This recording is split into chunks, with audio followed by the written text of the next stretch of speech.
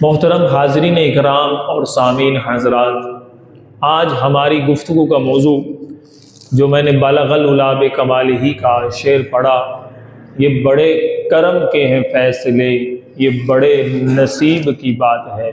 آج ہماری گفتگو کا موضوع ہے یہ بڑے کرم کے ہیں فیصلے۔ خدائے پاک سے دعا ہے کہ ہمیں حق بات سننے اور قرآن سمجھنے اور اسے آگے پہنچانے کی توفیق عطا فرمائے۔ آج میں نے سورہ بقرہ کی آیت نمبر 105 تلاوت کرنے کا شرف حاصل کیا ہے۔ سابقہ جمعہ، اس سے پہلے والے جمعہ میں سورہ بقرہ کی آیت نمبر 104 ہم نے تلاوت کرنے کا شرف حاصل کیا تھا، اس کے مطابق خطبہ جمعہ سننے کی سعادتیں حاصل کی تھیں۔ سورہ بقرہ کی آیت نمبر 5 میں سابقہ جمعہ کی آیت مبارکہ کے ساتھ تعلق ہے۔ پچھلے جمعے کے اندر جو ہماری گفتگو کا خلاصہ کلام یہ تھا کہ نبی پاک صاحب لولاک امام الانبیاء علیہ الصلوۃ والسلام جب صحابہ کرام علیہ رضوان کو کوئی حکم ارشاد فرماتے، جو کوئی پیغام ارشاد فرماتے، تو صحابہ کرام علیہ رضوان کو جب سمجھنے میں مشکل پیش آتی تو وہ نبی پاک صاحب لولاک صلی اللہ علیہ وسلم کی بارگاہ میں راعینا کا لفظ استعمال کیا کرتے تھے کہ اے امام الانبیاء ہماری رعایت فرمائیے۔ لیکن درمیان میں بیٹھے ہوئے منافقین یہود و نصارہ وہ راعینا کے لفظ کو تھوڑا سا مروڑ کر اور کھینچ کر پڑھا کرتے تھے، جس میں گستاخی کے اسباب نظر آتے تھے۔ تو رب کائنات نے اپنے محبوب اعلی نبینا علیہ الصلوۃ والسلام کی ذات مبارکہ میں ایسا لفظ کہ جو گستاخی کا شائبہ بھی پیدا کرے، آقا دو جہاں صلی اللہ علیہ وسلم کی بارگاہ کے مناسب نہ ہو، اللہ رب العزت نے اس لفظ کو استعمال کرنے سے منع فرما دیا۔ شان محبوبیت کو بیان کرتے ہوئے، محبوب کی شان کو برقرار رکھتے ہوئے ایسے لفظ کا استعمال کرنے کی اجازت ہی عطا نہ فرمائی۔ اب وہ لفظ راعینا استعمال کرتے تھے، اس کو کھینچ کر پڑھتے تھے، گستاخی کا پہلو نظر آتا تھا۔ آخر اس کی وجہ کیا تھی؟ سوال یہ پیدا ہوتا ہے وہ کیوں اس طرح کرتے تھے؟ ان کا یہود و نصارہ کا یہ کام کرنا کس وجہ سے تھا؟ اس کا جواب آیت نمبر 105 کے اندر آج سورہ بقرہ کی جو ہم نے خطبے میں آیت پاک سننے کا شرف حاصل کیا ہے، اس کا میں لفظی ترجمہ کرتا ہوں۔ اس کا جواب یہ ہے کہ وہ یہود و نصارہ جو لفظ راعینا کو مروڑ کر پڑھتے تھے، گستاخی کا جو پہلو نظر آتا تھا، اس کی وجہ یہ تھی، اللہ فرماتا ہے ما یود الذین کفروا من اہل الکتاب، اے مسلمانوں یہ کافر اہل کتاب میں سے نہیں چاہتے، وللمشرکین اور نہ ہی مشرکین یہ چاہتے ہیں، نہ ہی یہ کفار اہل کتاب کون سے ہیں؟ یہود و نصارہ، یعنی نصارہ پر حضرت عیسیٰ علیہ السلام پر انجیل کا نزول ہوا اور حضرت موسیٰ علیہ السلام پر تورات کا نزول ہوا۔ یہ یہود و نصارہ اہل کتاب بھی نہیں چاہتے اور نہ ہی مشرکین و کفار مکہ بھی نہیں چاہتے۔ کیا نہیں چاہتے؟ ان ينزل علیکم من خیر من ربکم، تمہارے رب کی طرف سے تم پر بھلائی کا نزول ہو۔ کفار نہیں چاہتے کہ مسلمانوں پر بھلائی نازل ہو، یعنی ہم لوگ جو ان سے ہیں تھوڑا سا ہلکا پہلو رکھ لیتے ہیں کافروں کے بارے میں، لیکن کفار مسلمانوں کے بارے میں ہلکا پہلو نہیں رکھتے۔ اللہ فرماتا ہے کہ وہ تم پر نہیں چاہتے کہ تم پر رب کی طرف سے بھلائی نازل ہو، لیکن ان کو کیا پتا یہ بڑے کرم کے ہیں فیصلے۔ واللہ یختص برحمتہ من یشاء، وہ لاکھ کوشش کر لیں، لاکھ جتن کر لیں، لاکھ پرابلمز کریٹ کرنے کی کوششیں کریں، لیکن اللہ نے اپنی رحمت کو خاص کر دیا ہے بعض لوگوں کے لیے، جسے چاہتا ہے اپنی رحمت سے نوازتا ہے۔ رب ہے نا، اس سے تو کوئی مقابلہ نہیں کر سکتا، یہ سب اس کے بندے ہیں۔ اللہ جسے چاہتا ہے اپنی رحمت سے نوازتا ہے۔ اب یہ یہود و نصارہ کی تو پالیسیاں بڑی ہیں، آج تک چلاتے آ رہے ہیں، آگے چل کے بتاتا ہوں۔ اور اللہ فرماتا ہے واللہ ذو الفضل العظیم، اللہ کا فضل بہت بڑا ہے، اللہ بڑے فضل والا ہے، وہ جسے چاہتا ہے نوازتا ہے۔ یہ بڑے کرم کے فیصلے ہیں، یہ بڑے نصیب کی بات ہے۔ جسے چاہا در پہ بلا لیا، جسے چاہا اپنا بنا لیا۔ ہر کوئی نہیں بن سکتا، یہ فیصلے رب کے ہیں، یہ رب کا فضل ہے۔ ہم امام الانبیاء علیہ السلام کے امتی ہیں، کیا یہ ہماری کیا اتنی استطاعت تھی کہ ہم ان کے امتی بن جائیں؟ کیا ہمارے لیے یہ اتنی ویلیو تھی کہ ہم ہی امام الانبیاء کے امتی بن جائیں، جن کے امتی ہونے کے لیے انبیاء بھی رب سے طلب کرتے رہے، دعائیں مانگتے رہے، لیکن یہ امام الانبیاء علیہ السلام کی عطا ہے کہ ہم ان کے امتی ہیں۔ یہ فیصلے میرے رب کے ہیں، یہ رب کا فضل ہے کہ ہمیں امام الانبیاء کی امت میں پیدا فرمایا ہے۔ تو اب یہاں سے جو بات آپ کو پتہ چلی کہ پچھلے جمعے کا جو سوال تھا اس کا جواب یہاں پر ارشاد فرمایا جا رہا ہے کہ کفار نہیں چاہتے کہ وہ مسلمانوں کو فضل ملے، مسلمانوں کو رحمت ملے۔ اس کی کیا وجہ تھی؟ اس کی وجہ یہ تھی کہ وہ حسد میں مبتلا رہتے تھے، بغض و عناد میں مبتلا رہتے تھے، وہ مسلمانوں کے خلاف پروپیگنڈا کرتے تھے۔ اس کی ریزن یہ تھی کہ حسد کی وجہ یہ تھی کہ اللہ تعالیٰ نے امام الانبیاء علیہ السلام کو بنی اسماعیل میں سے نازل فرمایا، اس سے پہلے جتنے انبیاء کرام آئے بنی اسرائیل میں سے آئے تھے، ان کو یہ حسد تھا کہ یہ آخری نبی بھی بنی اسرائیل میں سے ہونے چاہیے تھے۔ ایک یہ حسد تھا، اور دوسرا یہ حسد کہ وہ ہزاروں انبیاء اللہ نے بنی اسرائیل میں سے بھیجے، ہزاروں انبیاء بنی اسرائیل میں سے بھیجے، لیکن وہ نافرمان تھے۔ یہود و نصارہ نافرمان تھے، یہودیوں پر تورات نازل ہوئی، رب نے حکم ارشاد فرمایا، انہوں نے تورات پر عمل نہ کیا۔ پھر انبیاء کرام کو بھیجا رہنمائی کے لیے، انہوں نے ان کی رہنمائی نہ قبول کی۔ اب جب یہودیوں نے نہ انبیاء کی بات مانی نہ رب کی بات مانی، تو وہ یہ دیکھ رہے تھے کہ مسلمان تو اپنے نبی کی محبت میں گرے جاتے ہیں، محبت کے گرفتار ہو چکے ہیں، تو اب ان پر اپنا رب کا فضل نازل ہوگا، ہم تو فضل سے محروم ہو گئے، ہم تو فیضان نبوت سے بھی محروم ہیں اور رب کے فضل سے بھی محروم ہیں۔ ان مسلمانوں کو رب اپنا فضل بھی عطا فرما رہا ہے اور فیضان نبوت بھی عطا فرما رہا ہے، یہ عمل تھوڑا کرتے ہیں ثواب زیادہ ملتا ہے۔ اب ان کے اندر یہ حسد پیدا ہوا تھا، تو یہ کیا کرتے؟ مسلمانوں کے درمیان میں گستاخیاں کرتے تھے، بیٹھ کر ایسے الفاظ، خود تو کہہ نہیں سکتے تھے، خود تو بول نہیں سکتے تھے کہ ہم تمہیں کہیں کہ تم بھی گستاخیاں کرو نبی پاک کی، نہ، وہ یہ نہیں کرتے تھے، بلکہ خود گستاخی کرتے تھے تاکہ دیکھا دیکھی مسلمان بھی گستاخیاں کر اٹھیں، نعوذ باللہ ذالک۔ اس لیے وہ لفظ رائنہ کو تھوڑا سا کھینچ کر زبان کو مروڑ کر بولتے تھے کہ وہ گستاخی کا پہلو پیدا ہو جائے اور مسلمان بھی گستاخی کر جائیں۔ میرے رب نے مسلمانوں پر اپنا فضل فرمایا کہ مسلمانوں یہ لفظ میں گستاخی کا شائبہ پیدا ہو سکتا ہے، تم اپنے محبوب کو انظرنا کے لقب سے پکارا کرو، یا رسول اللہ ہم پر نظر کرم کیجئے، یا رسول اللہ ہم پر نظر عنایت کیجئے۔ اس کی وجہ یہ تھی کہ بندے کے اندر اگر محبت رسول ہی نہیں ہے، اس کی عبادت ہی نہیں ہے، اس کے روزے ہی نہیں ہے، اس کی تلاوت قرآن کی تلاوت ہی نہیں ہے، اس کا حج ہی نہیں ہے۔ اگر عبادتیں قبول ہونی چاہیے، اور اگر روزے قبول ہونے چاہیے، روزہ حج قبول ہونا چاہیے، تو اس کا ایک ہی ذریعہ ہے کہ اگر دل میں محبت رسول ہے تو ساری دعائیں، ساری عبادتیں، سارے حج، سارے روزے قبول ہی قبول ہیں۔ سیدی اعلیٰ حضرت فرماتے ہیں نا، ثابت ہوا کہ جملہ فرائض سب فروع ہیں، असल उसूल बंदगी उस ताजवर की है।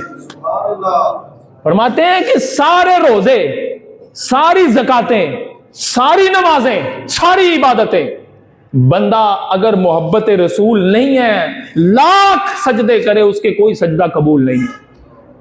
मोहब्बत रसूल होगी तो इबादतें कबूल होंगी। और उसकी वजह आज के दौर के अंदर वही यहूदों नसारा के पैरोकार यहूदी आज तक मुसलमानों को गुस्ताखी पर उभार रहे हैं। आज तक उनकी वही रविश चलती आ रही है। कभी नाउज़ बिल्लाह खाके बना दिए, कभी नबी पाक के गुस्ताख कलिमात यानी गुस्ताखी की बात, आपकी बारगाह में गुस्ताख कलिमात बोल दिए, खुद बोलते हैं ताकि मुसलमान भी इसके पीछे लग जाएं। या फिर ऐसे उलमा जो शक्लो सूरत में मुसलमान लगते हैं, उनको सोशल मीडिया पर, उनको प्रिंट मीडिया पर बैठा देते हैं कि जनाब तुम जाकर गुस्ताखियां करो सहाबाए कराम की, तुम गुस्ताखियां करो औलिया कामिलीन की, तुम गुस्ताखियां करो अंबिया कराम की, और फिर जनाब अपनी तरफ से दलाइल भी देते चले जाओ।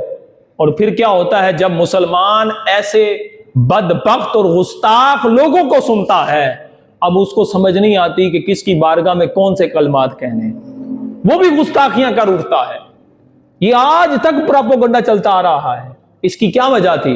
डॉक्टर इकबाल ने भी कहा था, इस बात की तरफ इशारा किया था अपने शेर के अंदर कि ये शुरू से यहूदों निसारा की रविश चलती आ रही है कि मुसलमान भूख बर्दाश्त कर लेंगे लेकिन फिर भी इस्लाम पर गामजन रहेंगे, मुसलमान गुर्बत बर्दाश्त कर लेंगे फिर भी इस्लाम पर गामजन रहेंगे, मुसलमान को मारा जाए वो मरना कबूल कर लेंगे फिर भी इस्लाम पर गामजन रहेंगे। लेकिन अगर इनके दिल से मोहब्बत रसूल निकाल दी जाए तो फिर ये नाम का मुसलमान रह जाएगा, काम का मुसलमान नहीं रहेगा। डॉक्टर इकबाल ने भी कहा था, ये फाका कश मौत से डरता नहीं, रूहे मुहम्मदी इसके बदन से निकाल दो, मोहब्बत रसूल इसके दिल से निकाल दो, अब नाम का मुसलमान। और यही वजह है आज मुसलमान अपने आप को कहता है कि मैं मुसलमान हूं, लेकिन वही हालत तो अतवार में, अमल व आमाल के अंदर वो मुसलमानों वाले काम नहीं कर रहा। इस कदर यहूदों ने सारा कामयाब होते हुए नजर आ रहे हैं।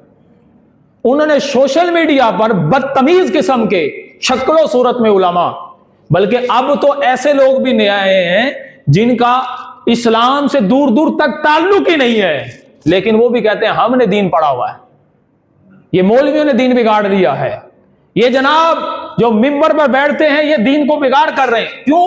कि तरीका यहूदों निसारा का शुरू से ये रहा है कि वो पहले उलमा से नफरत पहले उलमा से नफरत दिल में डालते हैं। जब उलमा से मुतनफिर हो जाता है इंसान, फिर औलिया कामिलीन के खिलाफ बकवास करता है, फिर औलिया कामिलीन के खिलाफ जब बदबख्त बोलता है, फिर वो नाउज़ बिल्लाह नहीं देखता सहाबा कराम के खिलाफ बोलता है, फिर अहले बैत अतहार के खिलाफ बोलता है, फिर अंबिया कराम की गुस्ताखियां करता है। इस कदर वो बदबख्त बोलता है। और आज के दौर में भी इस तरह के सोशल मीडिया पर, प्रिंट मीडिया पर, इलेक्ट्रॉनिक मीडिया पर आकर लोगों को इस तरह की जनाब वो बदबख्ती सिखा रहे हैं कि इस्लाम से किस तरह मुसलमानों को दूर किया जाए, किस तरह इनके दिल से मोहब्बत रसूल निकाल दी जाए।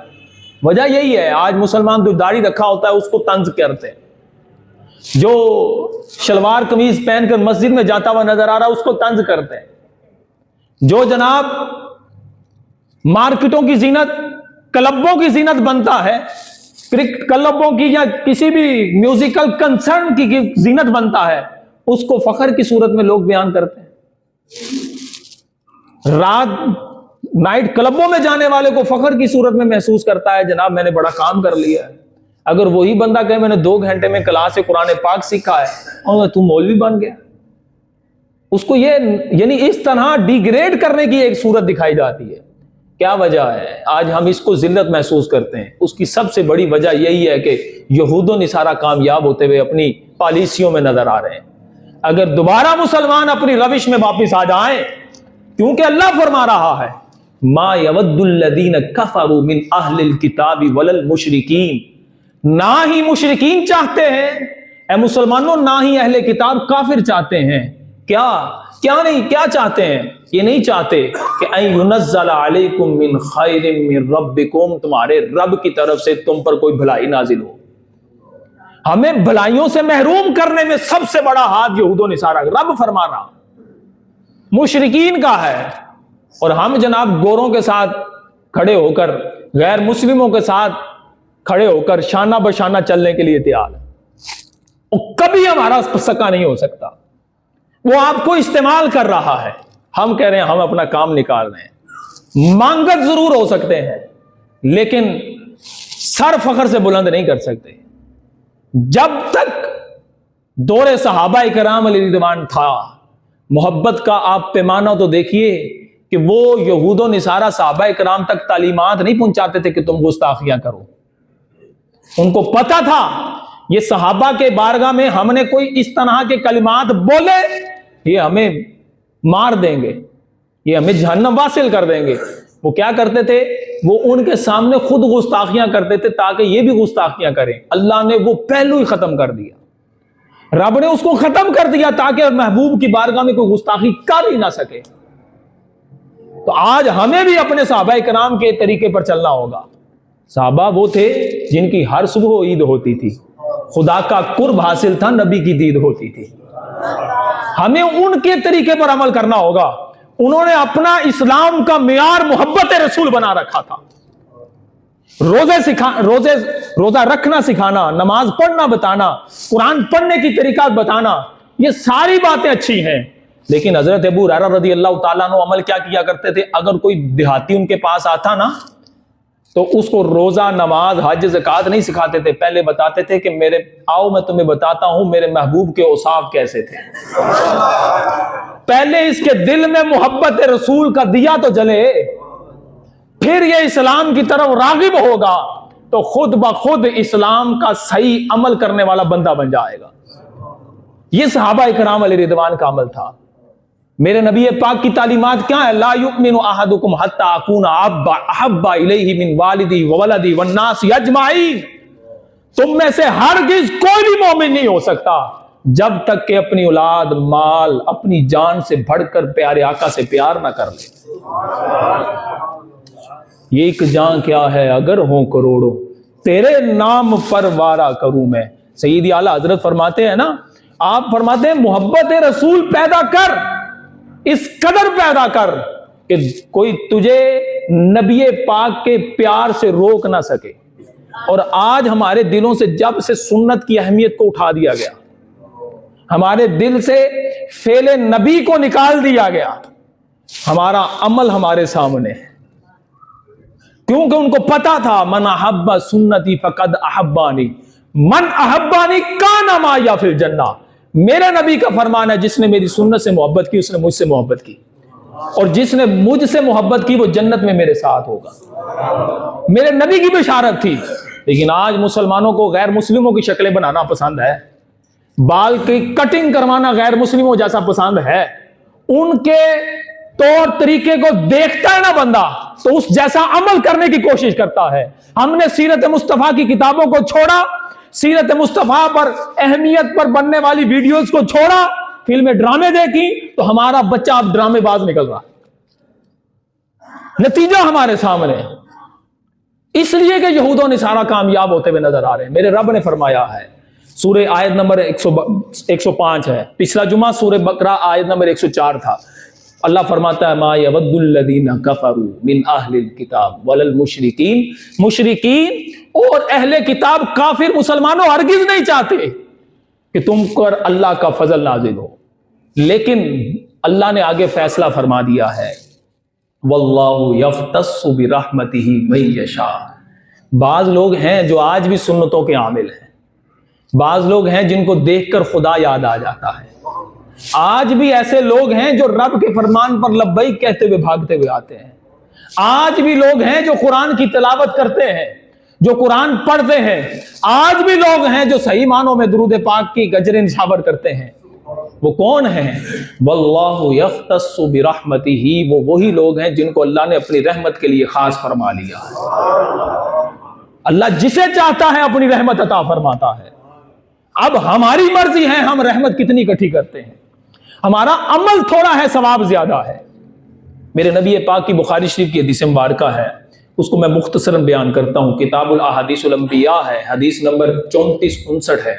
آقا علیہ الصلوۃ والسلام نے فرمایا، عبداللہ بن عمر رضی اللہ تعالیٰ عنہ اس حدیث مبارکہ کے راوی ہیں، فرماتے ہیں میرے نبی پاک صلی اللہ علیہ وسلم نے فرمایا، تمہاری مثال یہود و نصارہ کے ساتھ ایسی ہے جیسے کہ ایک بندے نے کسی مزدوری پر مزدور کو رکھا ہو اور اس کو کہے کہ تم صبح فجر سے لے کر نصف نہار تک کام کرو، تمہیں 1 قرات اجر ملے گا، 1 قرات دیا جائے گا۔ وہ بندہ کام کرے اور اس کو اتنا لمبا پیریڈ ظہر تک کام کرے تو اس کو 1 قرات ملے۔ میرے آقا نے فرمایا یہ یہودیوں کی مثال ہے۔ پھر فرمایا دوسرا بندہ کو رکھتا ہے اور وہ بندہ کہتا ہے کہ تم نصف نہار سے کام کرو، عصر تک کام کرو گے، تمہیں 1 قرات ملے گا۔ فرمایا کہ وہ کام مسلسل اتنے لمبے ٹائم کے لیے کرتا ہے، اس کو بھی 1 قرات ملتا ہے۔ کہا یہ نصارہ کی مثال ہے۔ میرے نبی پاک نے فرمایا پھر تیسرا بندہ وہ کام پر رکھتا ہے، اس کو کہتا ہے کہ تم عصر سے مغرب تک کام کرو، تمہیں 2 قرات اجر ملے گا۔ میرے نبی پاک نے فرمایا الا انتم، اے مسلمانوں وہ تم ہو۔ آج کل کی عصر سے مغرب کے درمیان تو ٹائم اتنا ہے کہ بندہ بات کرتا ہوا گھر پہنچتا واپس مغرب کی اذانیں ہونے لگ جاتی ہیں۔ یعنی وہ صبح سے شام ظہر تک کام کریں تو ان کو اجر 1 قرات، ظہر سے عصر تک کام کریں اجر 1 قرات، لیکن مسلمان بندہ تھوڑا کام کرے اجر 2 قرات، ڈبل ثواب ملے گا۔ تو یہود و نصارہ پراپوگنڈا کرنے لگے کہ یہ کیا، مسلمان تھوڑا کام کرتے ہیں اجر زیادہ ملتا ہے۔ اللہ سے عرض کرنے لگے یا اللہ یہ کیا؟ اللہ نے فرمایا تمہارا کچھ اجر لیا ہے میں نے؟ کہا نہیں۔ کہا پھر یہ میرا فضل ہے مسلمانوں پر۔ یہ فضل کیا ہے؟ اس وجہ سے نہیں کہ ہماری کوالٹی اتنی تھی، نہ، ہماری کوالٹی اتنی نہیں تھی، ہمیں محبوب نے پسند فرما لیا، ہم نبی پاک کے امتی بن گئے ہیں۔ اب ہمارا فریضہ یہ بنتا ہے ہم اپنے نبی سے، اپنے محبوب سے، امام الانبیاء علیہ السلام کی ذات سے، محبوب کائنات سے ٹوٹ کر محبت کریں، پھر ہمارا ایمان کامل ہوگا۔ اللہ تعالی ہمیں سمجھنے کی توفیق عطا فرمائے۔